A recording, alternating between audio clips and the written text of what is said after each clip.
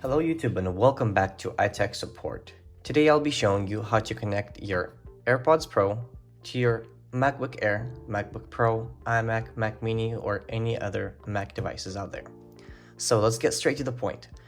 First thing you want to do is go to your Bluetooth settings on your MacBook. So let's go ahead and click on the Apple logo at the top left corner, System Preferences, and from here, click on Bluetooth. Once you have that open, go ahead and open up your AirPods, and you're going to see a button here on the back. Click and hold that for about 5 seconds until the light starts blinking white. There we go, the light is blinking white, and here our AirPods Pro just popped up. Go ahead and click connect.